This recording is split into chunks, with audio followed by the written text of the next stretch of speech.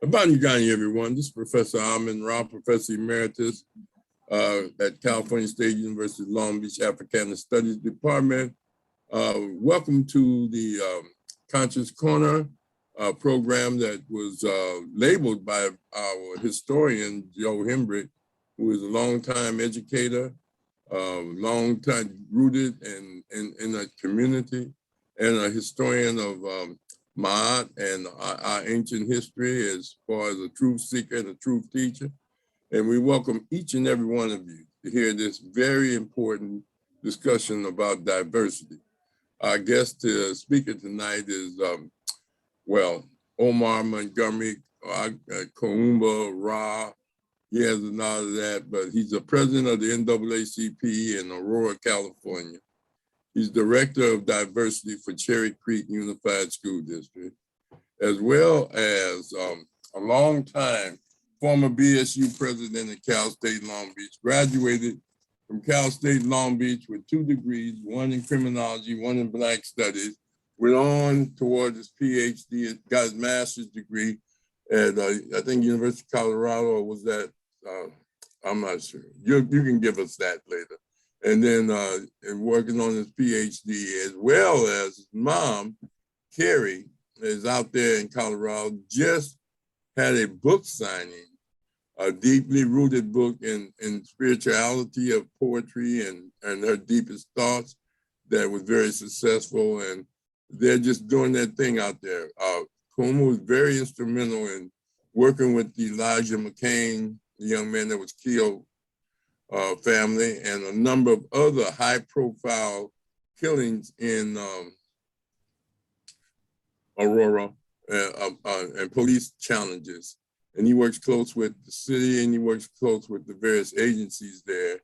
And they've just been doing their thing. So without further delay, we let Brother Kuumba or Omar Montgomery express himself as far as giving us an update on what is diversity, and also on the Mcclane case and any other cases he want to talk about, because he lived in Compton, he lived in Los Angeles, the Watts area, as well as Long Beach, and then Colorado. And so he has a deep understanding of the various regional issues that we face, the difference in Colorado versus California, and different community lifestyle. So without further delay, my son, who really, when I was in captivity on trumped up charges, he wrote my defense because my attorney was pitiful. So he's the one reason that I was able to get the probation based upon his advice and his suggestions. And I was the only one of the defendants found guilty to get probation. So I'm, it was just an amazing struggle we went through. But anyway, go ahead, Kuumba, and introduce yourself and what's going on. First of all, I give honor and respect to my father, Professor Omar. I couldn't do the work I do without having a role model. And recently I was doing a podcast and they said, where does your influence come from? So I talked about the influence of my mom, but then I talked about a very specific incident. I don't even know if you remember, that really left an impression on me when I was a kid as to why you give back and why you fight for what is right. I was a kid, before I changed my diet, I loved barbecue. And anytime I was with my father would take me to a barbecue shack. And we went to one of the barbecue shacks out there in Compton.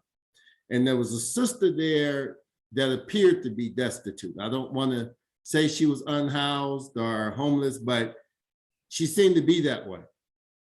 And I watched my father talk to her and give her grace and talk to her like it was one of his own relatives, bought her food. He didn't talk down to her. He didn't make her feel ashamed for the situation she was in.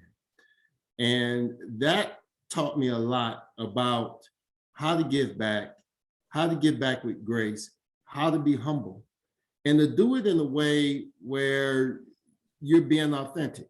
So I want to thank my father for being a role model and showing me a path of leadership that is not about me, but it's about the community, which leads me into just basically some of the things that's going on in Aurora, Colorado. You know, the first question you asked, what is diversity? And there's diverse definitions for diversity. Diversity to me is just the differences within. When you begin to look at the intersectionalities of those differences is where diversity really takes its course. And then the action that goes with diversity is inclusion. Am I at the table? Or as my good friend, Papa Dia, who runs the African Leadership Group out here, he always says, if you're not on the table, if you're not at the table, you're on the menu. And we take that seriously out here because we want to make sure that our voice is there and that those voices who are not there, we're speaking up for them.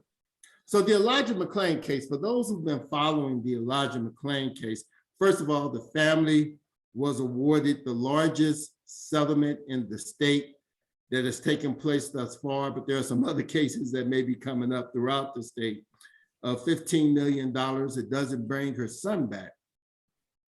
But what the case has done has had us really give a critical look to law enforcement. I related to the Ron Settles case back in the early 80s, where the Ron Settles case in the state of Colorado outlawed the chokehold. Well, the Elijah Mcclane case has outlawed or has definitely put a lot of restraints on the use of ketamine. For those who followed the Elijah Mcclane case or somewhat know about it, he was a young man walking home. A stranger out of nowhere calls and says he looks strange. He has a ski mask on in the summer, but he was anemic and always felt cold even if it was 60, 70 degrees. He wasn't a threat to no one. And when the officer stopped him, they didn't treat him like a human being. They slammed him up against the wall, didn't give him a chance to respond to the questions. He tried to let them know, hey, I am a human. I'm not a violent person. And long story short, they gave him ketamine because there's this subjective analysis that you can give called excited delirium, where through excited delirium, they can give you a drug to calm you down. This is a practice in just about every state. Some states have outlawed ketamine and use other drugs, and Colorado was still using ketamine. And the person that gave him the drug, gave him the shot, gave him 2 times his weight was supposed to be.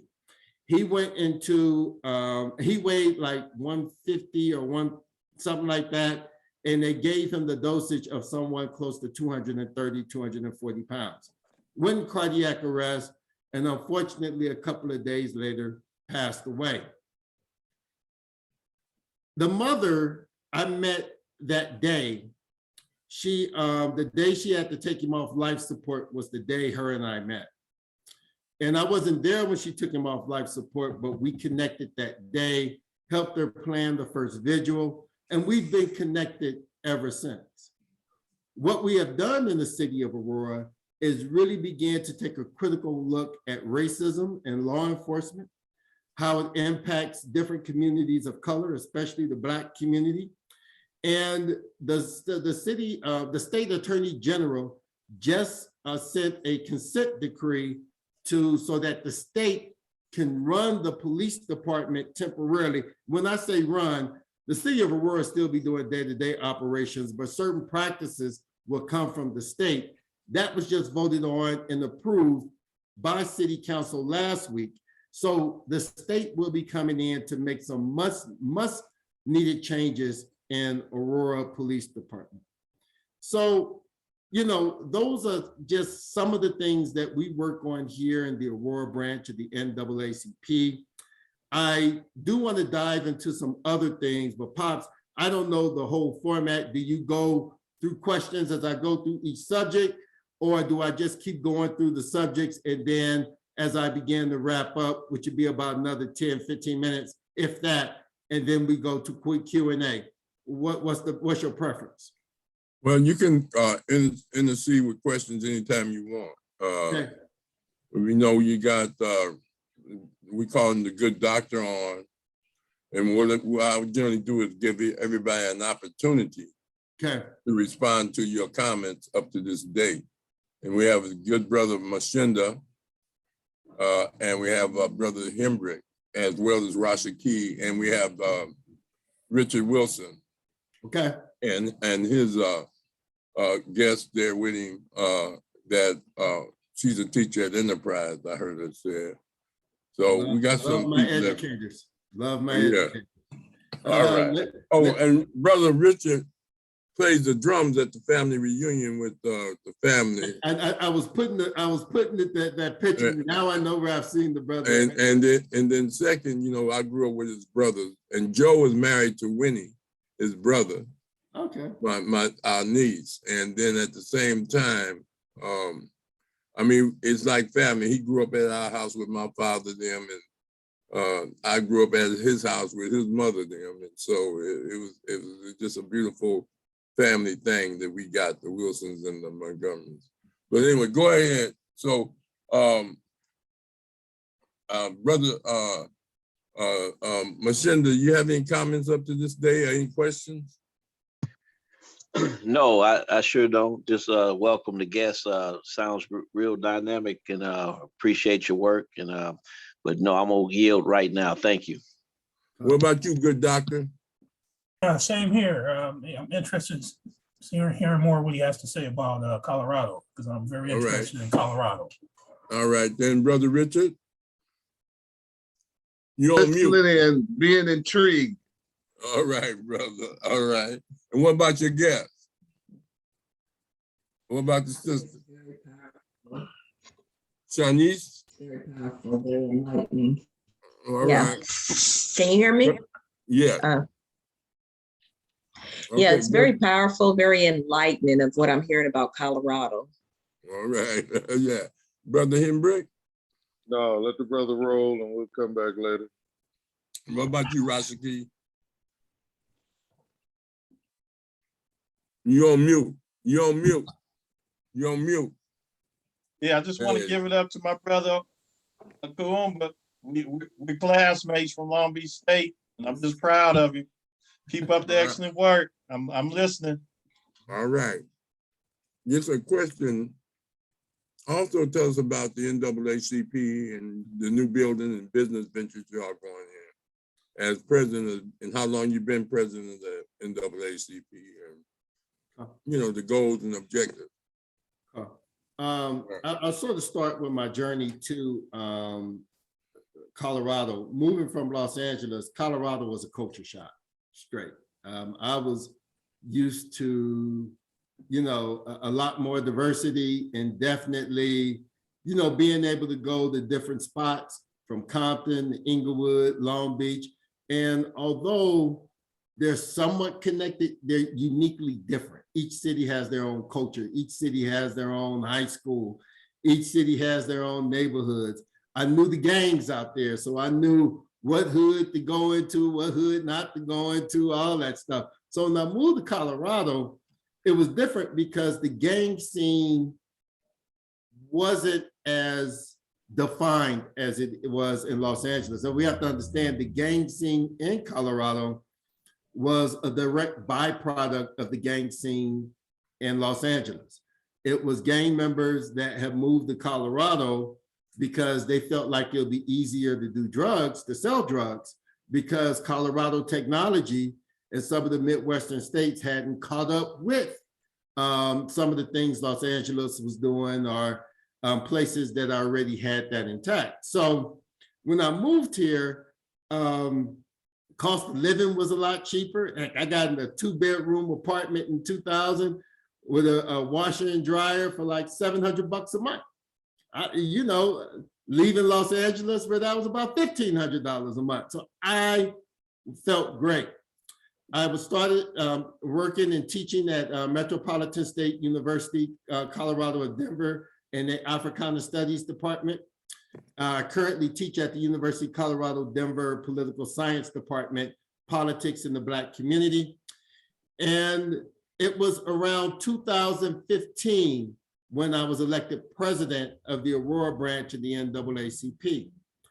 The work that I was doing in the community, a group of people took me to have some coffee and said, brother, we'd like for you to be president of the NAACP. And I was a person that was critical of the organization because I was critical of what I considered to be a lack of positions, or some of the positions that they took I felt was influenced by corporate dollars and not so much by the grassroots community. So there was a little bit of a conflict there.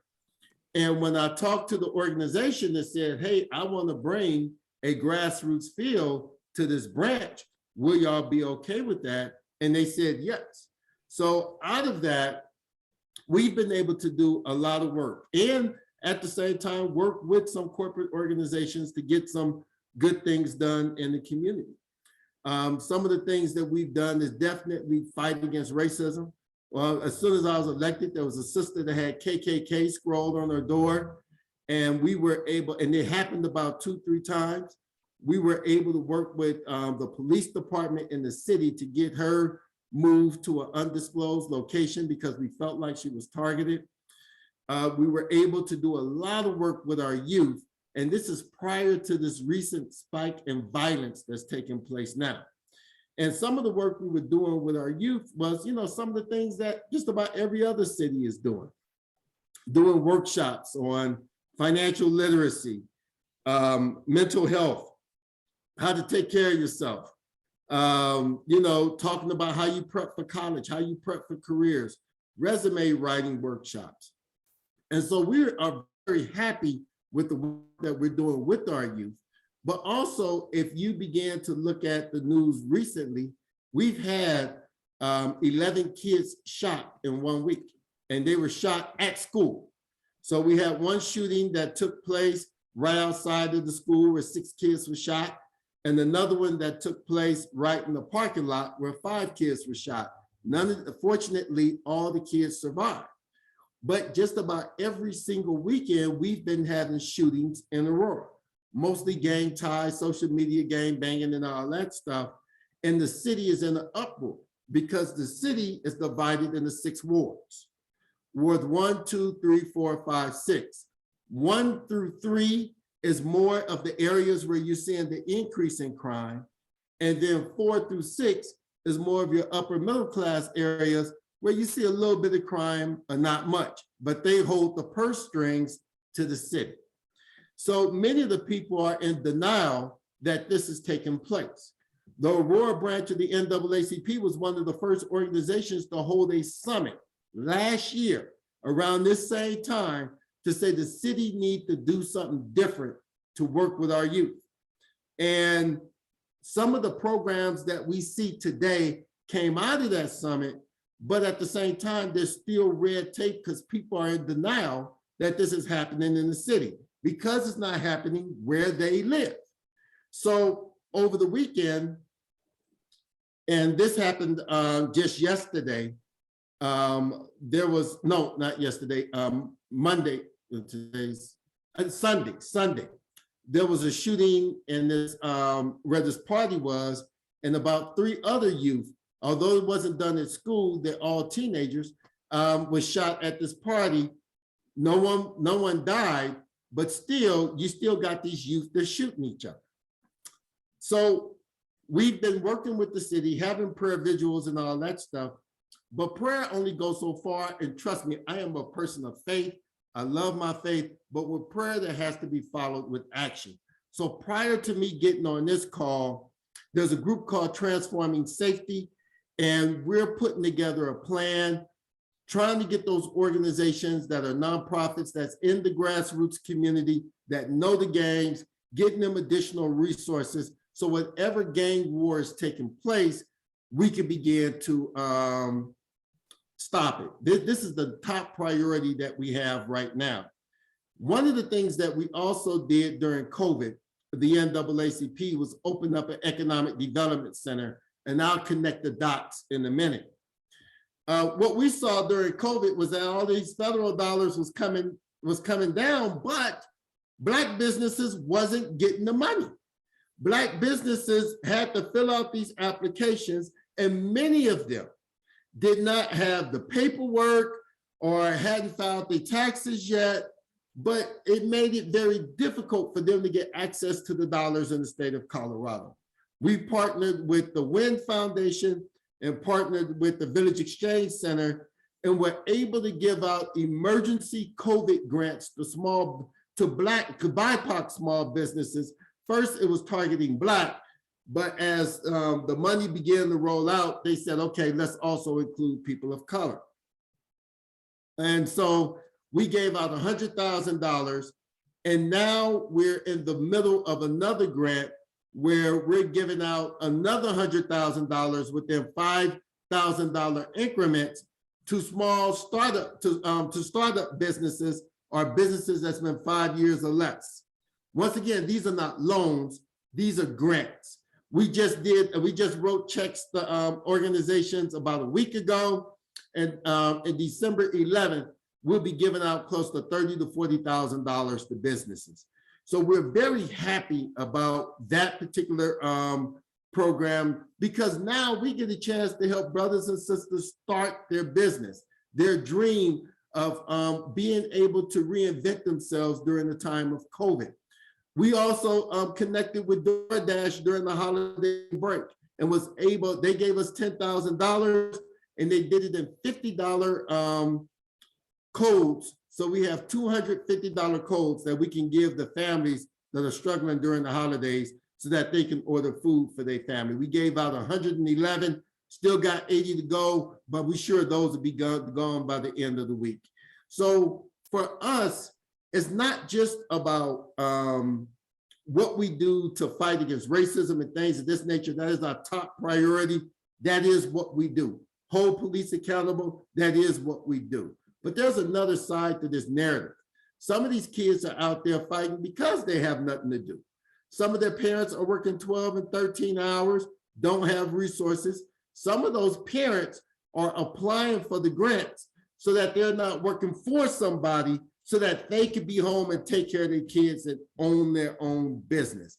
And we're also doing workforce initiatives so that people can change the job that they have and go into a job that's more suitable for their family situation.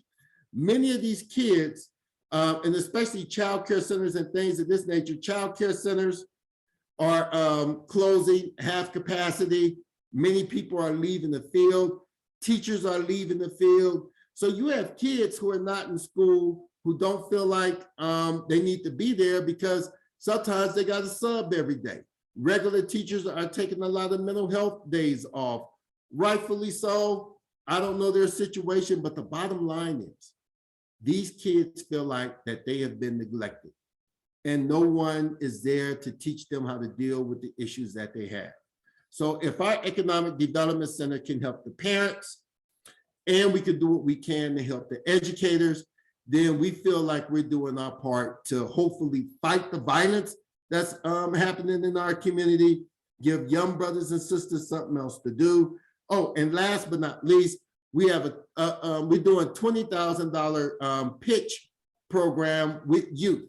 So that'll start in January, where we're going to divide it up, divide that $20,000 to where the kids that go through an economic entrepreneurship program, which we're doing the curriculum now, when they're done, they're guaranteed between $800 to $1,500 to start their business. So those are some things that we're doing in regards to the NAACP. Proud of the work we're doing, proud to be president of the Aurora branch of the NAACP, and have some other things to share, but definitely open to any questions about any of those programs. If anybody have any questions about what we're doing with those programs and possibly how they could be duplicated in other areas. Right. I have a question. Hey, Khalid? Yeah, I'm here. All right, just hold on for a minute, because Okay. I got a quick question, Kuumba. On those shootings, did they catch any of the people that did the shooting? For the shooting that happened at Hinckley High School, it was two 16-year-olds. They have been arrested. And the one at Aurora Central High School, it was a 15-year-old and I think an 18-year-old, and they have been arrested. And you know, once again, what's sad is those that were shot, lives are traumatized, and the family of these kids that's been arrested, I know some of these DAs, they're very aggressive, and many of them are going to try to charge these kids as adults. We're trying to get them to go through a restorative justice program, be held accountable, but we know once they go in the system and come out, it's going to be difficult for them kids to live productive lives. All right, anybody else have any? Yeah, what about Rob. Yeah, I go have ahead, a question. Okay, so the summit that you guys had last year, how was it successful? And then are you going to do another summit, or are you going to plan to do more like an annual type thing? The summit from last year, and I brought many of the key players together that's still meeting today. So what has come out of that summit was something called Collective Impact. And there's an organization that runs this type of community organizing. So the city and the county has contracted with this organization. Out of that, the city has hired a youth violence coordinator who's doing amazing work. Although we've seen the spike in shootings and the spike in violence, we still feel like we're in a position to get a hold, to bring some grassroots organizations together to work with the youth so that we can do what we can to stop the violence. But once again, it's not just the city of Aurora. Just about every single major metropolitan is seeing a spike in youth violence. Some of that is dealing with social media, some of that is doing with drug trade, and some of that is doing with the fact that many of our kids are, caught up in just a mindset that they have to prove who they are.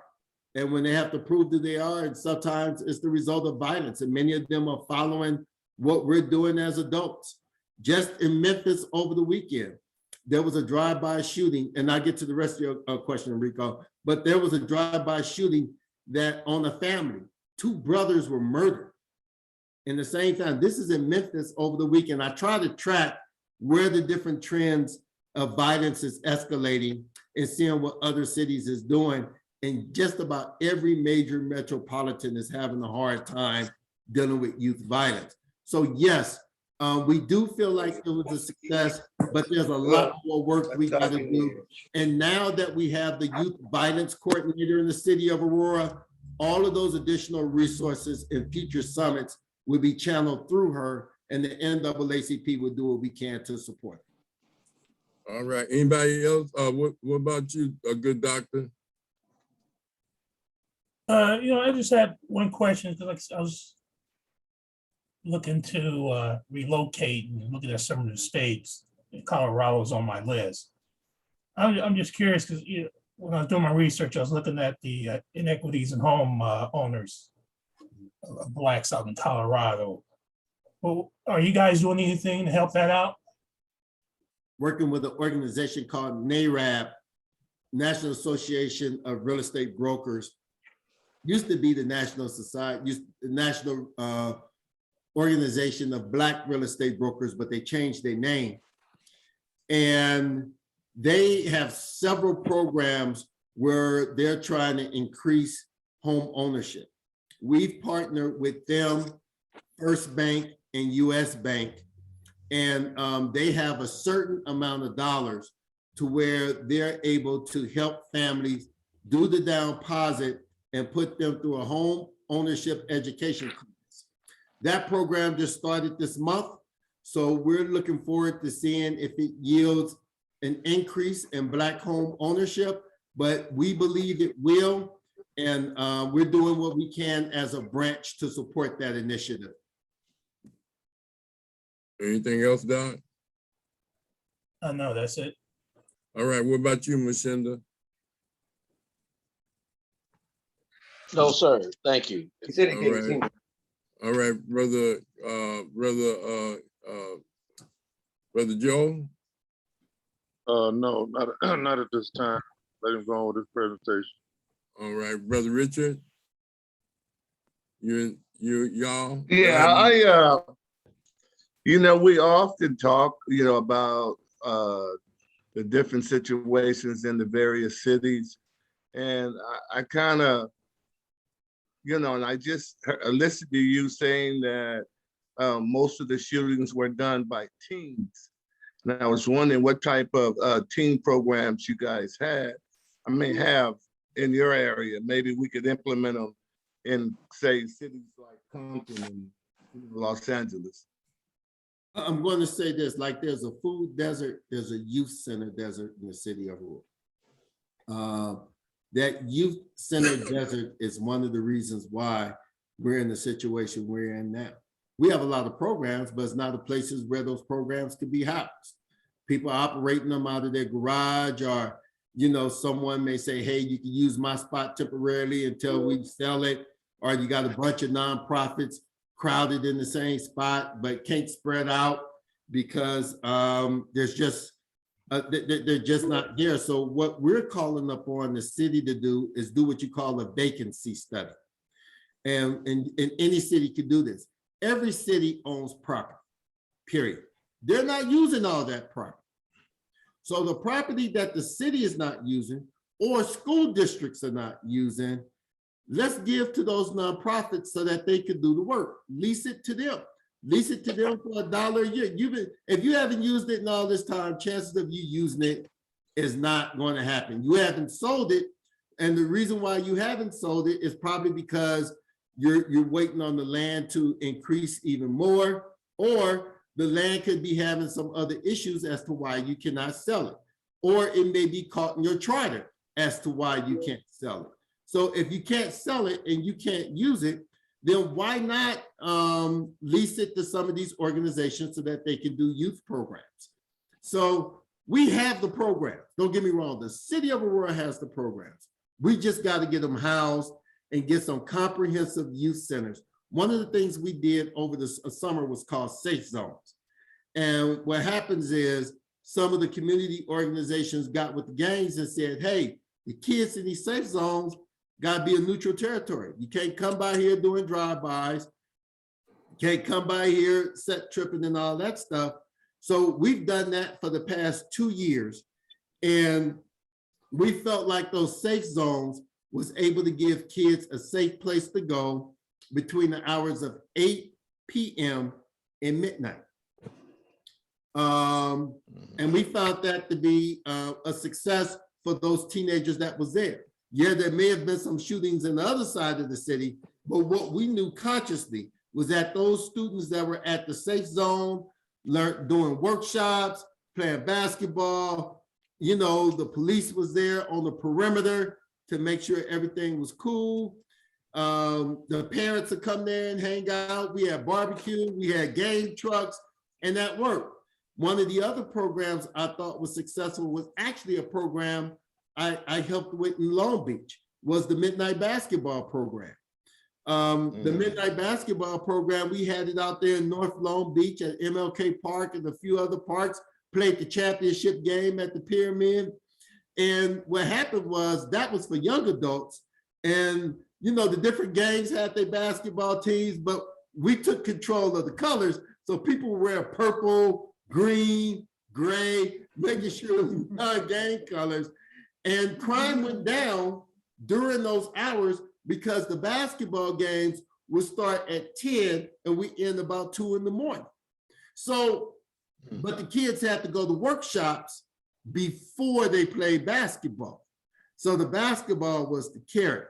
So those are some of the things I've done personally and some of the things we're doing in the city of Aurora that we think is going to continue to have a positive impact with our youth.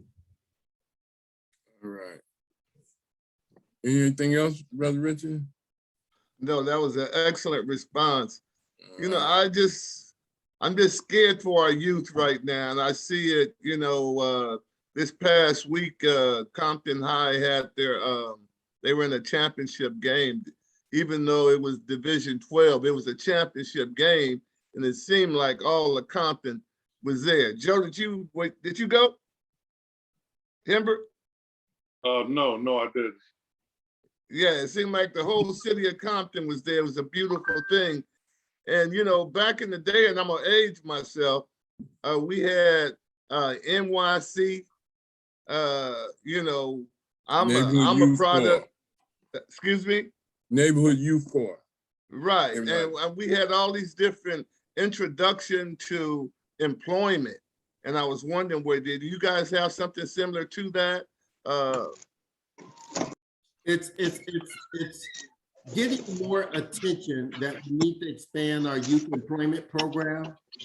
One, because what we've been arguing is that there is a shortage of workforce anyway. And to be even more, how can I say, just to be even more inventive with this, or just to be more strategic with this, we would love to see them lower the age of when the kid can work. You know, right now with all the different child labor laws, this, that, and the other, you know, you can't really start working until you're about 14, 15 years old. But many of these kids are running the street working for the neighborhood person anyway. Exactly. So why not get these kids some real jobs so that, one, they can work a maximum of 10 to 12 hours a week when they get out of school. As a matter of fact, the school could be the employer where everyone have done their background checks and things of this nature, and let the kids have a job in a safe environment. So we've been sharing that with the city, in the county, and we think that this summer is going to get some traction in regards to more organizations, one, hiring youth, and county dollars going towards a youth employment program. Definitely, I came up through a youth employment program. I was working at Athens Park one summer and Jesse Owens Park at another summer, then go play with my basketball team when I was off work. So that youth employment program got me some, you know, a couple of new sweatsuits, some new tennis shoes, and kept me out of trouble at the same time. Last thing I needed was Pops rolling up on me because I'm doing something crazy. Yeah, well, that was gonna happen. Doc, do you have your hand up? I see your hand in your screen. No. Okay, all right. Now listen, why don't we get you a little bit about that diversity, because see, you know, youth is a whole new different ball game, because you know, we label a lot of them gangs, some of them are just cliques, and some of them just want a reputation. And the culture of America is violence. Mm-hmm. And that's how they solve their problems. They, you know, assassinate, bomb, kill. They don't use negotiations to stop. The Republicans are red, the Democrats are blue. That's all crip and blue. It's called political gang banging. You got religious gang banging and competing for the dollar, from the gospel of service versus the gospel of prosperity. So there's a lot of gang bangers where ministers don't speak to each other because your church is too small or mine is too big and I don't need nobody to tell me what to do.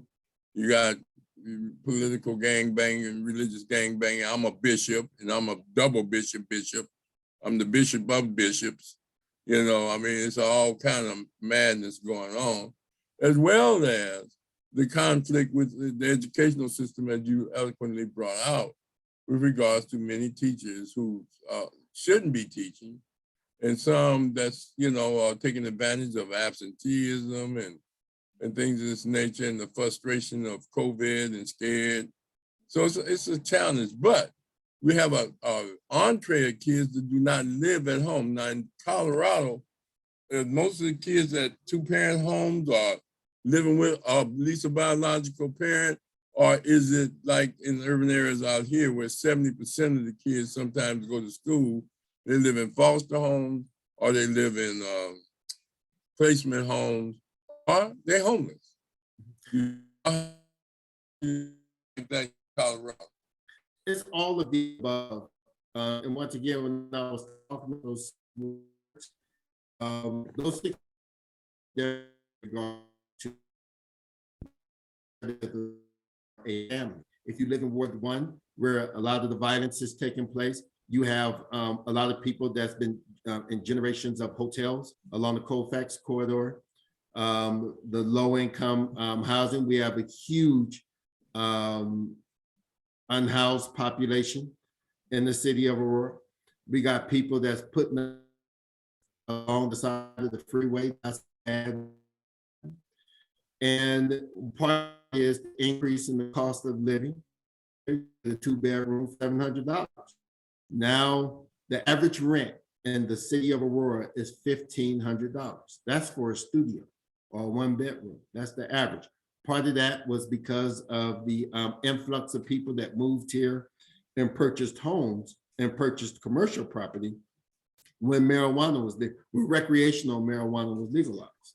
So a lot of people moved here and bought up a lot of property, which had a tremendous impact in the housing market. So as you begin to move in some of those other wards, you got families and kids that's gangbanging, but they stay in $400,000 or $500,000 homes with both parents in the house. There's a case that I got, the family invited me into it late, so it was too late for me to do anything. But there was her son and these other kids that were in the car got into an argument with someone who was trying to rob them or didn't give them the product for some smoking paraphernalia. And they got into a fight with the guy. And when they got into a fight with the guy, one of them pulled out a gun. They were fighting over the gun. The kid got shot and died. All the kids that's involved in this case, 2-parent homes, and live in the upper middle class part of Aurora. So I truly believe that a lot of it is the social media culture you can't account for. Many of these kids believe that there's no accountability for their actions because some of them are living in a fantasy world. Some of them believe that some of the pranks that they see on social media, the fights that they see on social media, when you got a website called World Star Hip Hop. World Star Hip Hop, all they do is glamorize fights and shootings. That's all they do. That's how they got their name. That's how they got their popularity. When you begin to look at Instagram, when you begin to look at some of the other social media platforms that many parents don't know about, that only the teenagers know about, and they're sending these cryptic messages with each other as into where the parties are at, who's fighting, who's beefing. And you got hip hop artists that's being shot up and down the street that these kids look up to and feel like they have to take the same type of action when it comes to their issues.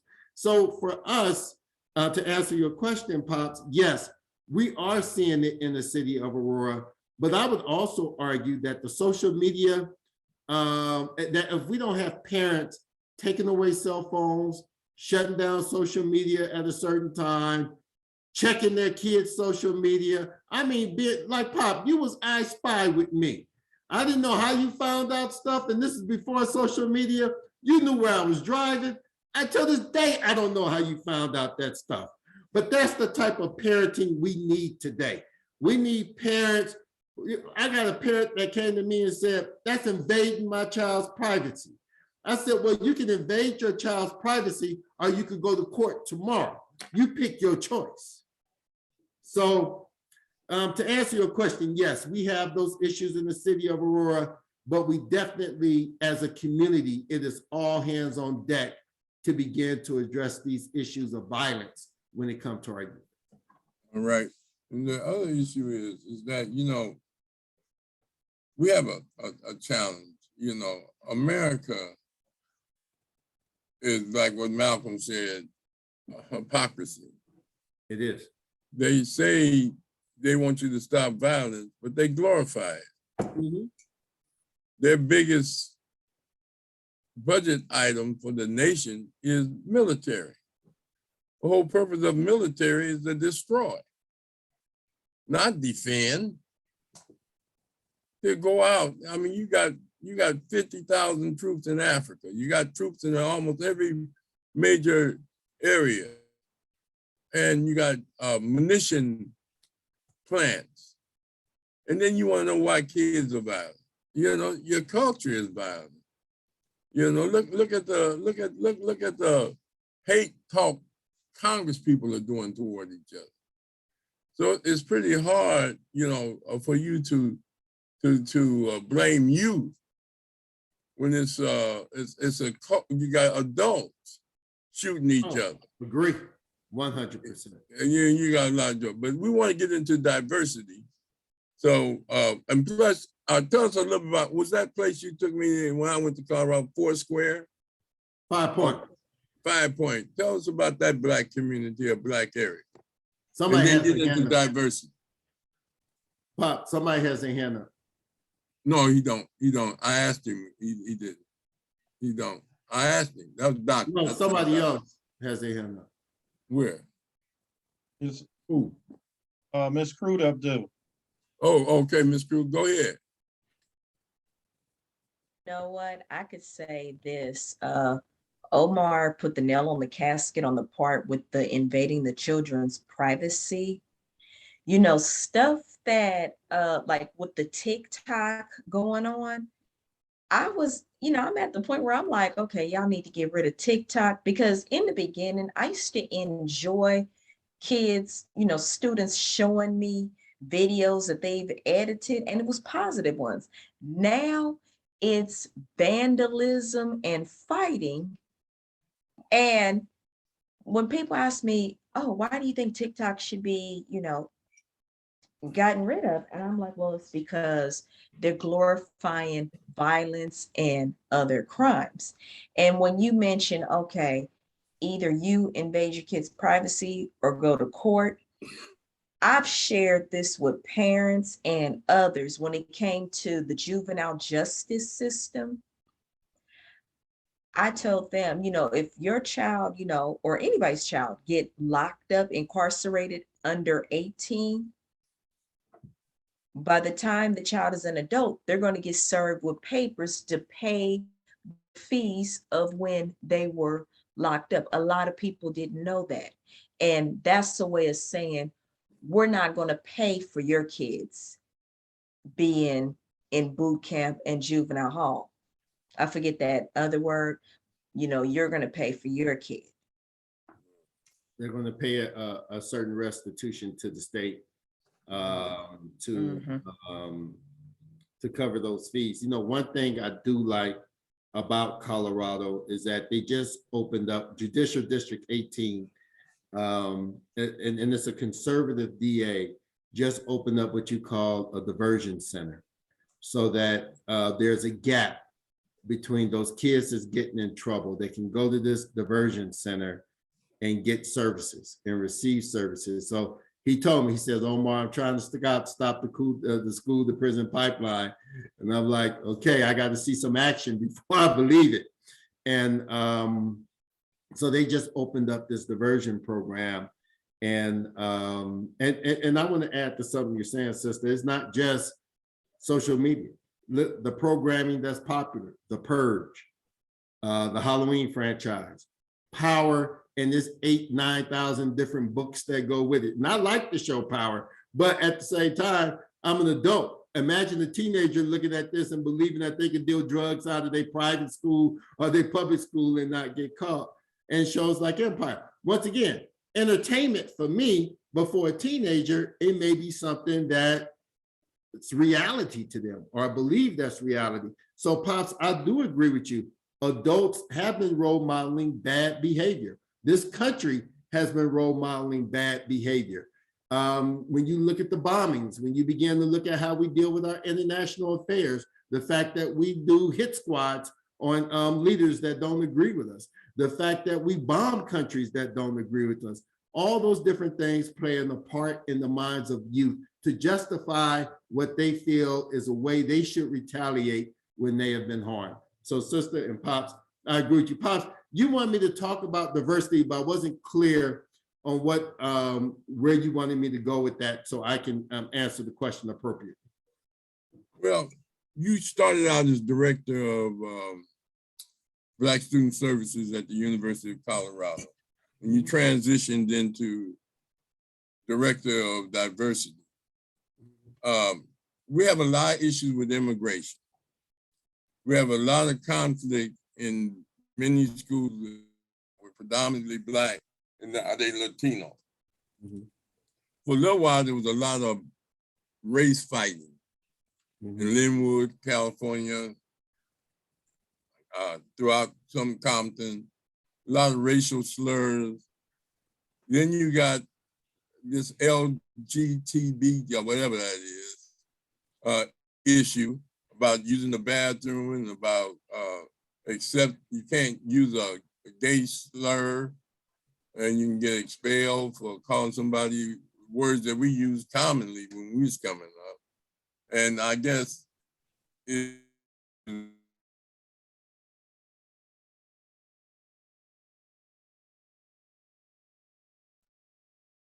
in the street homosexual.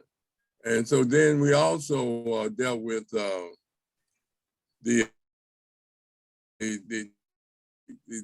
busing was one way. It was Black.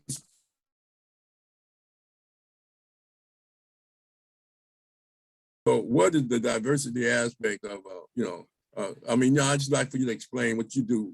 What was the difference between the college position you had and the new one you got? Why did you leave? And what is diversity in Denver or in Aurora? Okay, all good questions. I was the director of Black Student Services at the University of Colorado, Denver, and was an instructor in the Ethnic Studies department, as well as the Africana Studies department. The university I taught at, there were actually 3 different institutions on one campus: Community College of Denver, Metropolitan State University, and the University of Colorado, Denver. And I had interactions with all 3 schools. So it was easy for me to get to know the community, actually just working at the university, because I had a lot of positive interactions with students. What ended up happening was Cherry Creek School District, where I work now, had a position open, Director of Equity, Culture, and Community Engagement. And seeing some of the issues our youth was going through, I wanted to get back with the school district. So I was selected for the position.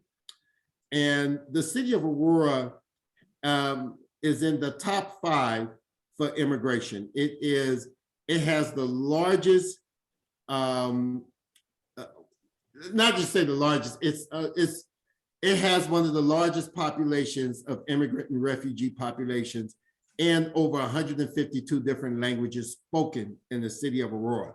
So we have a large Ethiopian population. And when you look at that civil war that's going on in Ethiopia, it plays out in the city of Aurora because some of those different groups don't get along. We have several different groups from Central Africa, West Africa, the Caribbean, different parts of Central Europe, different parts of the Middle East, and different parts of Latin America. So 152 different languages spoken. So that's where the initial diversity starts. And we have to hire teachers and hire faculty and staff that's able to speak different languages, where if it's French, Amharic, Arabic, Swahili. we need people that's able to speak all these different languages because the population is that big. The students are able to adapt quicker than the parents. And so, but at the same time, we have to engage our parents. Race, in the city of Aurora, Blacks make up about 8% of the population. But in the Denver metro region, they make up about 18% of the population. Our Latinx population is about 20 to 25%. And our Asian American population is about 10. Native American population is about 3 to 4%. Although our indigenous population is it's hard to count the numbers because some of them live on the different reservations where the surveys and the census has not captured all of those populations. Pops, you started talking about the LGBTQ community, very big in the state of Colorado, and they have a tremendous impact of what goes on in the city. Several discussions about what they call gender neutral restrooms is being talked about, not just in college, but talked about in high school and in middle school. Because of just different things that have taken place, students are able to identify themselves. So you could be in middle school, biologically born a young lady, and say that you want to be called a male, and the teacher has to honor how you say you want to be identified. Part of that is a lot of legislation that has passed. Part of it is a lot of different movements that are taking place. And so when you begin to talk about diversity, when we first started talking about it in the 80s and the 70s, it was mostly the relationships between Blacks and white, because we're coming out of Jim Crow, because of Brown versus Board of Education. And then when you begin to talk about the protests that happened at LA High School, where Latinx brothers and sisters said, we're not getting our fair share of resources for our people. So you begin to have those three, and of course our indigenous populations, those organizations are those different groups of people when you talked about diversity. Now it is grown. It's the word intersectionality. I'm Black, I could identify as gay, identify as transgender, and be Catholic. And all of those different things that make up that person has broadened the scope of diversity and what diversity and inclusion mean.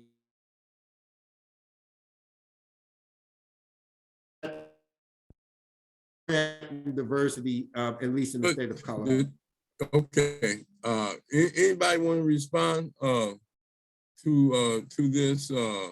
this issue of diversity and the challenges you may be having at your school with regards to diversity? Because immigration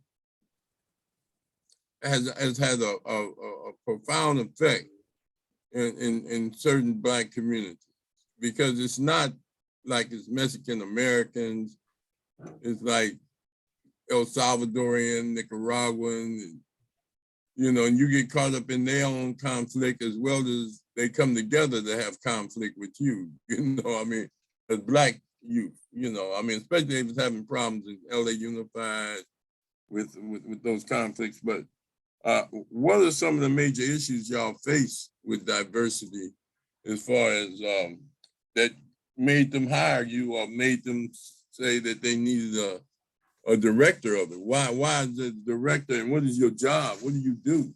My job is to connect the school district with the community, make sure that the superintendent is connected with the community organizations, that the superintendent has a relationship with the community organizations, and at the same time, making sure that parents who feel like they're not being heard, community members that feel like they're not being heard, be a liaison for them. For example, just recently, there's a sister that's an activist, but is also a parent in the district. Went to go visit the school to check on her niece. She's on the emergency card, and the principal went to her with all these documents saying, legally, you can't be here. That parent called me and said, oh, what's going on? And so we were able to get it resolved. But it also says the work that we got to do with our principals, the work we got to do with our teachers, the work we got to do with our administrators. For the most part, I think people are doing amazing work, but we still have people who don't know how to engage us, who don't know how to talk to us, who don't know how to properly deal with their own biases, and it comes out and how they treat us when we step on the school grounds or when your child enters the school. So what we do is visit every single school in the district to check on how they're engaging parents of color. What does their student voice look like? What is their equity plan? And who's on their equity team? And we're doing our second round. We'll be visiting the schools 4 times throughout the academic year, not so much to point fingers, but to let them know that they have to have these infrastructures in place, and that if they don't have them in place, we're there to support them. The superintendent is the one, when we report to the superintendent, that address the accountability part. And if they're not doing what they're supposed to do, there are some things that can happen to that school but that's up to the superintendent. So that's my role. All right, I'll come back with some more questions. Anybody else have any? Yeah, I questions? got one. Hey, Go can you ahead. define the term Latinx? Yeah, when we began to deal with our different Mexican-American, Chicana populations, because that was diverse within itself, and there was a gender component there. Some of the people in the community preferred the term Latinx to be inclusive of people who have different sexual orientations within the community, as well as the broader scope of the Hispanic community, Mexican-American community, Chicana community. That was a term that was brought to the University of Colorado, Denver, and came out of that community. Not all of them agree. As a matter of fact, I got some people who I talk to that says, we don't identify with the term Latinx. We don't agree with the term Latinx. We prefer to be called Latino or Latina, or Chicano or Chicana. So there's still some, when we begin to talk about identity within that community, not everyone is on the same page. Now, what is the base? Is it Mexicans? The base, and that's the thing, if you're in Denver, it's Mexicans. If you're in Aurora, it's all different parts of Latin America. Oh, so it's diversity there. Yes. Okay, thank you. And that's where you get that. Some people saying, I don't want to be lumped in as Mexican because I'm not Mexican. And some Mexicans don't want to be lumped in with the other groups of Latin America. So you have that internal, I ain't gonna say fighting, but definitely how the different ways people want to be identified. So it's fractionalization. Yes. Okay, thank you. All right, Doc, you have any issues that you want to raise? No, this is all informative. Like I said, I looking into Colorado, Washington, Oregon, Alaska, and Hawaii to relocate, and I'm more into land. I wanted to get a couple 100 acres. And like I said, I looked around where the Black population at is around Denver, Aurora, and I was looking at Colorado Springs. And when I go figure out where it's a couple 100 acres, I do a little population thing. I don't see any Blacks, maybe 1 or 2. So I didn't know how it would be to live way out remote somewhere in a couple 100 acres. It's, and to answer your question, it depends on side of the Bennett, and you're probably about 30 minutes from Aurora, where there's which is extremely diverse. But I will say where you would live at in Bennett is not as diverse. Colorado Springs is mostly a military city. You got the military base out there. You got some universities out there. It's a hit and miss out there, depending on where you buy those acres. Land is a little cheaper in the Colorado Springs area.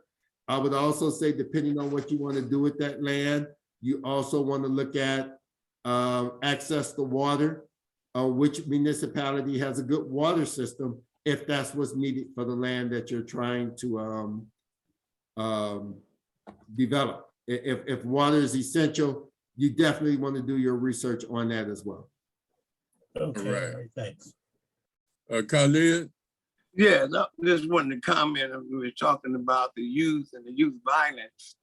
It seems like to me, local government should be involved in assisting with devising a plan for programs where children can get youth jobs. But there's something, and they know that we're building 75% of the states in the United States build more prisons, have more prisons than they have universities and colleges to get degrees. Why? There is a bounty on the average Hispanic, Black person, poor white person's head. It's a money, to me, I see money when they cut out the youth programs, flooded out here with drugs. Why? Okay, now you got to get money instead of working for it. They created an atmosphere for you to go to prison, and because they get money for that. I know a young man that was shoplifting, got 4 years. Shoplifting out of CVS. No, I know it personally. He got out, got violated. He stole again. They gave him another 4 years. I tried to talk to the DA and tell this man because I do youth counseling. This man is a drug baby. He has early childhood trauma that he's going through. But I could never get a good audience with them to get them to understand. So I'm looking at local government, politicians, and our government abroad to assist in funding money to programs to help with what you're talking about. It takes money. They take money to fatten their pockets with private-owned penitentiaries. A Black kid could go steal something and he'll get 7 years, and the same crime could be committed by somebody of another race, you know what I'm talking about, and get diversion. And so the problem I see is a plan. It's not an accident. It's a plan to disrupt the household and a plan to keep the community in chaos with violence. All right. And that's why I agree with you. So until we get, I agree with you, Uncle. First of all, it's good to see you.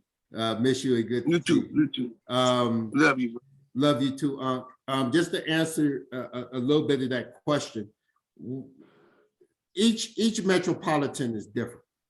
And so one thing I can say that I am happy to see to stop that, what I call that school to prison pipeline, or that, just that pipeline of brothers and sisters going to jail, period, since the post Jim Crow era.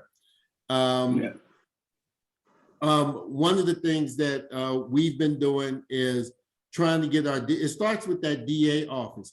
A child can get caught stealing, but it's how that child is charged that's going to determine what type of sentence they're going to get or what type of justice they're going to receive. So we're working with the DA offices to do more diversion, more restorative justice, especially for non-violent offenses. And even if it's violent offenses, if no one was seriously hurt or anything of that nature, let's look at something different. If they are seriously hurt, then let's begin to look at something, because evidently prison is not working. Prison hasn't worked all these years and it's not going to work. So excuse me. Go ahead. Excuse me for cutting you off. I call it a turnaround program. You put them on probation, you don't give them a job, they don't have housing, they got to do what they learned from the streets and from prison and come out and put those things that they learned in prison, how to scheme, how to hustle, to survive. We're being bombarded with so many different things that it's not just one topic that you have to address. They're coming at us in many ways, from the LGBT community, dealing with that issue, people with mental health issues. I worked at Do a Diagnose program. I was the director. I just came back from a chaplain's conference in Sacramento. I'm a chaplain. I go into prison. I talk to people that did 55 years. I talk to people and counsel them who have done 55 months. But the thing is, the crime doesn't fit the punishment, even though if the punishment do fit the crime, what is the end result when they get out? They cut out class. Yeah. They cut out class.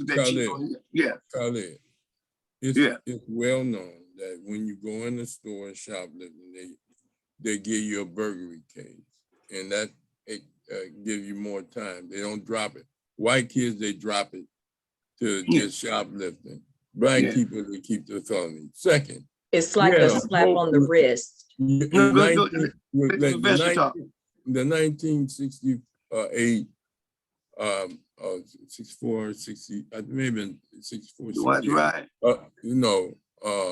It was called the Anti-Riot Act. Okay. Congress passed a law. They called it the the H. Rap Brown law. Right. That you can't cross state lines to incite violence or riot or either participate. But you had a whole bunch of people do it in Washington, D.C. on January 6th, and ain't nobody mentioned the 1964 law that applied to them. And nobody charging them with burglary, and they broke into the White House. So we understand that. But we got to get to some diversity, man. We can't stay on the violence thing. I got to let him wind up with he just did a thing on diversity. I got to see if somebody else want to make some comment. All right? Go ahead. All right. Shanice? You know what?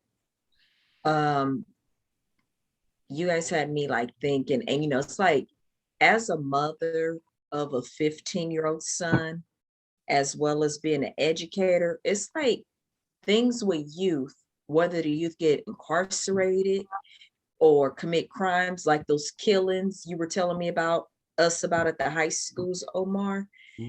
All I could think of was my son. And I know I would sit up, much as I would sit up and say video games is the devil, because the video games, because my son's in that phase now, gets on my nerves. But then I had to think, well, at least he's not in the streets. He could be doing something else. But I would say we do need to lower the age of, kids getting part-time jobs and even, summer jobs as well. Because I know summer it's age 14. And then I don't know if they still go on the income or not out here. I'm assuming they still do. But I know to get a part-time job is 16.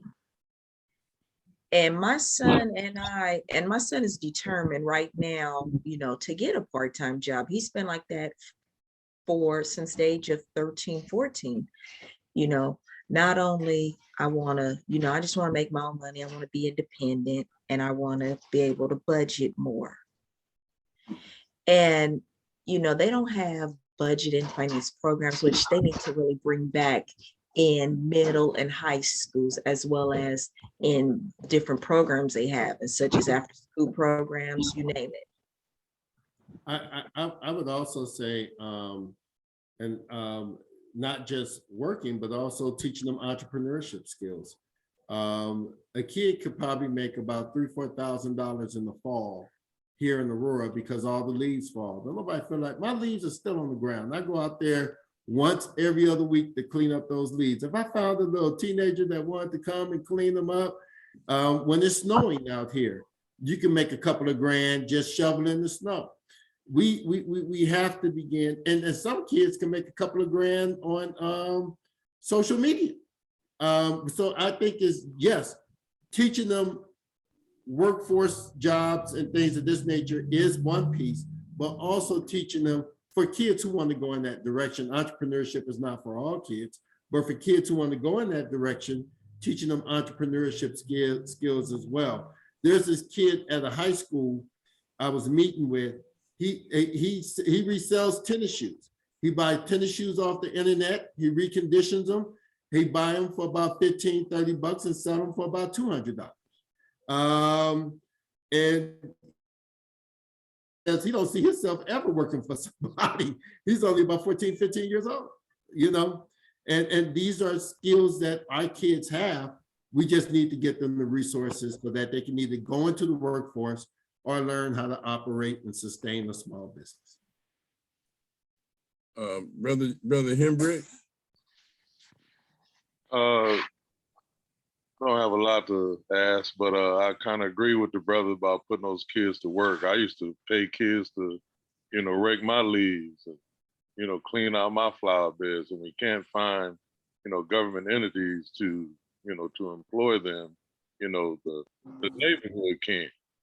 There's houses in the neighborhood that need work, done, and we can hire the kids to do them, without all the paperwork and all of that. But I had a question about the diversity in Colorado with the Latinos. Yes. Has there been a kind of a push, because they're all descendants of Native Americans, Mhm. and the Native American population up in Colorado should be kind of large, because that's one of the last strongholds, where they were before the frontiersmen kind of wiped them out. So I was curious about that. Is there a push, for them all to come together and band together as far as that goes? I would say there's a lot of different coalitions. And within those coalitions, of course, at times you have your different groups who say, hey, I don't want to work with you because of what your people done to my people, because you still got some infighting and you still got some historical trauma that has taken place within those organizations. But you are seeing a stronger push. Our indigenous brothers and sisters and our groups, and also working with our different Black groups as well.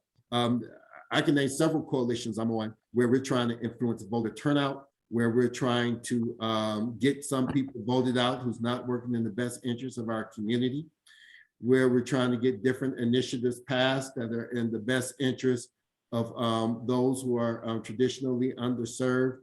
So I stand right next to some of my Latin brothers and sisters, and I would say that they have been there at the on the front lines when it came to the Elijah Mcclane case, and even some white allies was on the front lines when we either were marching or had to show up to court or had to do what we had to do to support the families. Some of the marches, matter of fact, many of the marches I didn't participate in because I didn't understand what the intention and goals were. But the ones I was able to align with some of the other brothers and sisters I just mentioned, hey man, I gotta say they did some tremendous work. So some of the alliances are holding strong and definitely getting a lot of work done. All right, brother, appreciated what you were saying. You kind of restored my faith in a couple of things that I didn't really, like dealing with. One was NAACP, but I'm glad to hear what you're doing. And the other one was politicians, pimps, and preachers. I put them in a category, and I say a whole lot of educators and folks in those areas, they don't give two hoots about kids. And there's a lot of people in education that that's supposed to be teaching them that really don't care about them. So I want to commend you on the work you're doing. I just got one last question. It's kind of a little humorous. You mentioned that you were a Q, right? 100%. Okay, I got a partner back in DC is big time with that, and I'm waiting on y'all to change from that Greek stuff to the. I'm gonna let you go on that one. Well, I will say this: Khalid Muhammad was a Q. Dr. Carter G. Woodson was a Q. I know a lot of them were. But just to add to that part, yes, we could change our name, this, that, and the other, but it's really about the history of the organization, and many of those brothers and sisters has a strong Afrocentric platform. But I hear what you're saying, that knowing the history of the Greeks and the different things that they've done, it is sort of a counterintuitive situation in regards to all these Black people who are professed to be Afrocentric in the Black Greek letter organization. But I hear you, brother, I hear you. All right, brother, appreciate you. All right, Rashaki. Rashaki. Yes, just enjoying the commentary. Enjoying it. All right. Well, listen, we're gonna, first of all, Kuumba, I want to thank you for coming on. You have a wealth of knowledge and experience, and deeply appreciate what you're doing out there. I've been out there a couple of times, and you showed me a great time, and you showed me all over you and your mom, and me and Albert Key, we all went to dinner, and you got a good network out there. What about the new building y'all got? What are y'all doing, and how did that come about for the NAACP? When I was running for mayor in the city of Aurora, although I wasn't successful in winning the seat, I was able to make a lot of connections.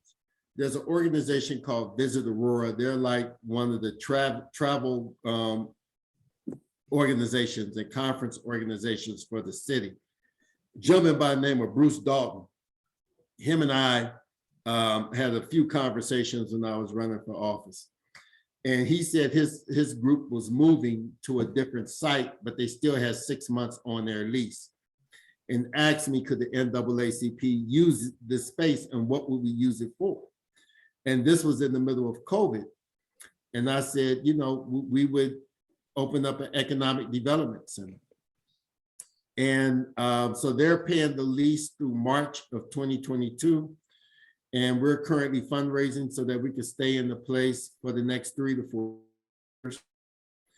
And some of the programs we're running out of there are the grant program I talked with you about, where they can receive technical assistance through the director, a gentleman by the name of Chip Boykins, who does the day-to-day operations at the Economic Development Center, help people start their business, run their business, give them advice, connect them with different resources in the city or with the chamber and things of this nature. And it's free to the community. We're talking about close to 5,000 square feet. Is where my mother had her book signing at this past Saturday. We've held several community meetings there. And once again, it's free. We didn't want the city, we didn't want anybody to have to pay for nothing. So if people want to learn how to open up a business, the resources are free. If people need workforce information, that information is free. We have a lot of partners such as Amazon. The city of Aurora is coming through a little bit, and several other nonprofits. The Second Chance Center, which does amazing work in the community for people that's been recently incarcerated. They have, they say less than 3 or 4% that go through their program go back to being incarcerated. They're doing amazing work. And the Village Exchange Center that work with immigrant and refugees. And recently, some other organizations have come on board. But that's what we're doing with the Economic Development Center.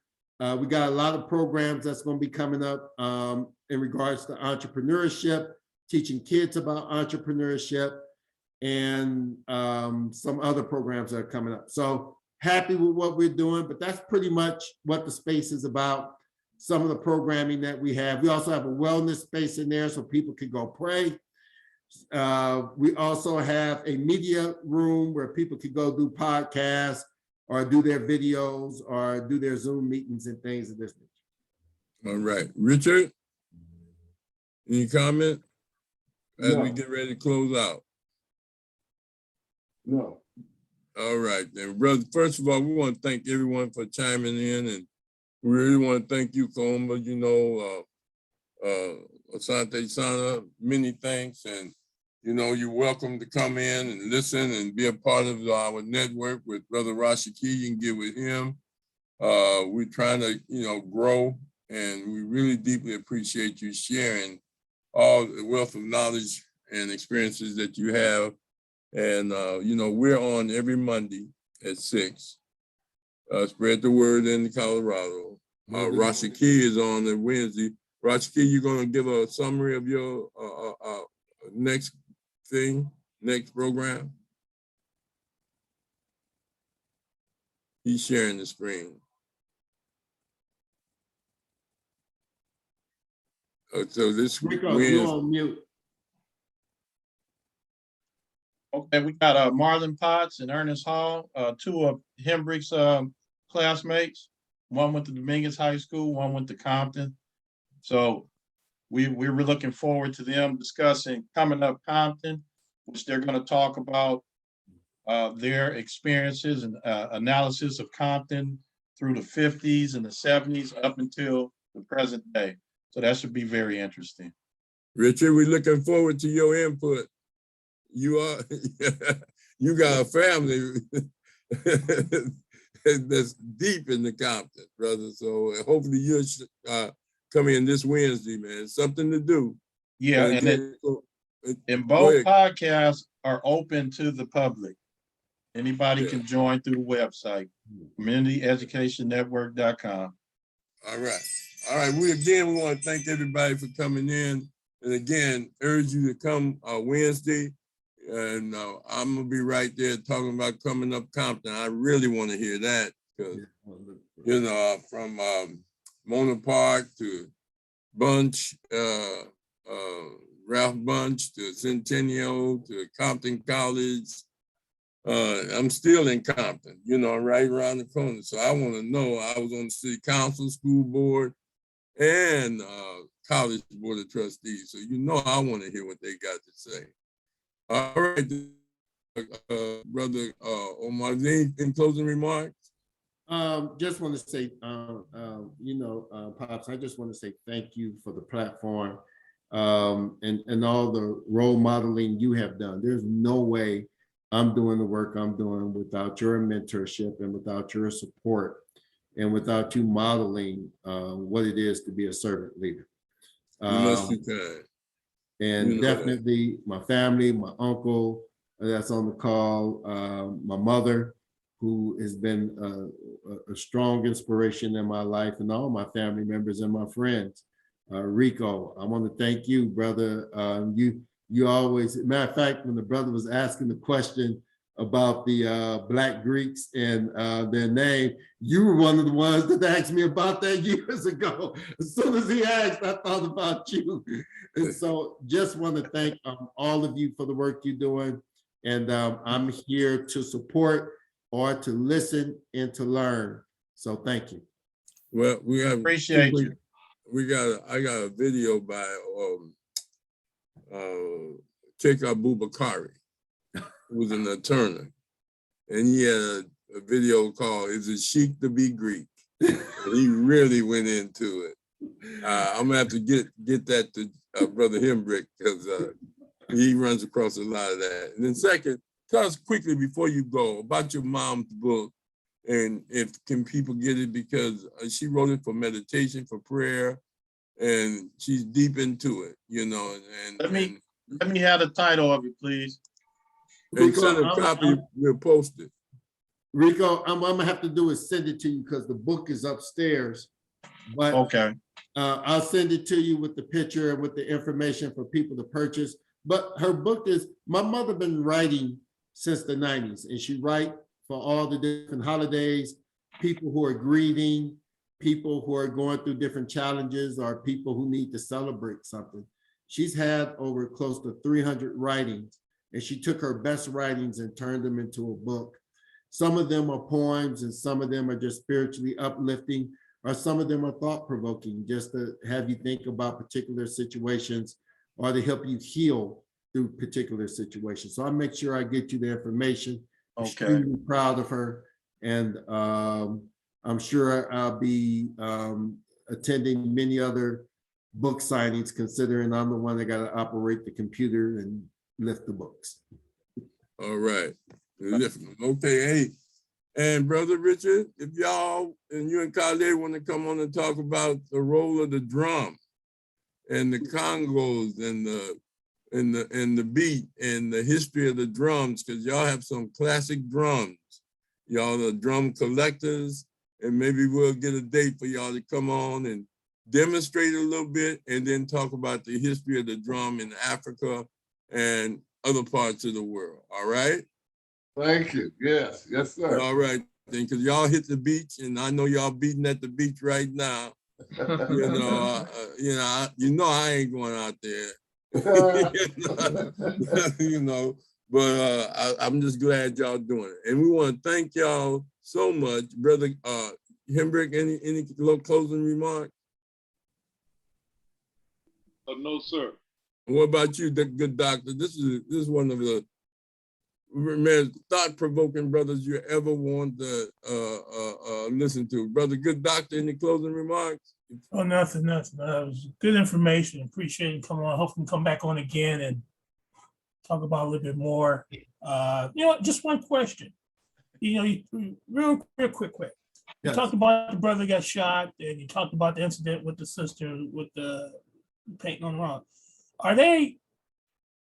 Because we're here in California. Are they? How you say it? Underreporting racial incidents, or is it kind of, about they're on top of reporting all the major incidents out there? You think they underreport incidents? Are you having more incidents out there than we know of? There's a lot more incidents that are taking place. I'm just giving you the highlight of probably the high profile ones. But there's a lot of incidents that taking place where you have nooses that's been found of people in their workplace, or we've had quite a few, especially in the field of education, where we've had parents report that their child has had some issues take place with them, either in the classroom or by other students. The ADL has a lot of the data, as well as the state of Colorado has a lot of the data. So it's definitely more people reporting now than ever, especially since the George Floyd incident. Everybody is reporting anything that take place either in the community with family members or in their workplace.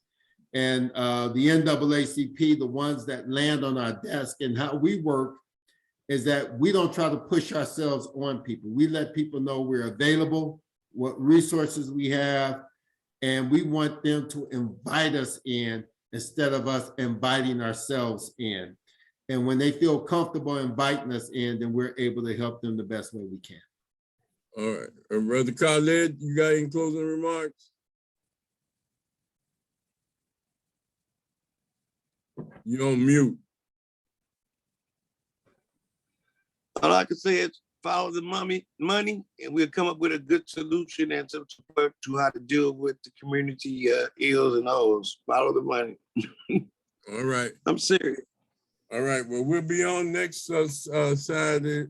This coming Wednesday, coming up Compton, and I'll let Brother Rashaki know our next venture. I just invited Richard and you and Nimashad to come on and talk about the drums and talk about the history of the drum and y'all musical experiences with the drum playing, and especially yours with the various groups and bands you done played with. So we'll be looking for that. All right, y'all are excellent percussionists and rhythmists, with regards to your music, and you always play our family reunion.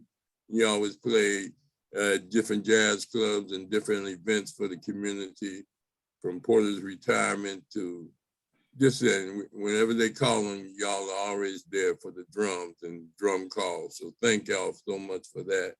And we need to know the history of the drum and the lessons we can learn from it. Thank you. It'd be a pleasure. It was a Congo player that gave me the name Amin-Ra, Big Black, who played with you, Master Kayla. He's one of the first brothers that played with three Congos. And he's the one that suggested me to get the name Amin-Ra. But anyway, we'll be back. We'll join it again. Looking forward to this coming Wednesday, Brother Rashaki. Each one teach one. This will be on YouTube. You get a chance to hear yourself and questions and answer. And if you know any subject or any issue, Shanice, that you think we could talk about, from missing Black girls, that, everybody's looking for Heidi, but won't nobody looking for Shanae. And so we gotta talk about that. All right. All right. Rashaki, it's on you to close out. You muted. You muted. Each one teach one in Conscious Corner. All right. Thanks again, Kuumba.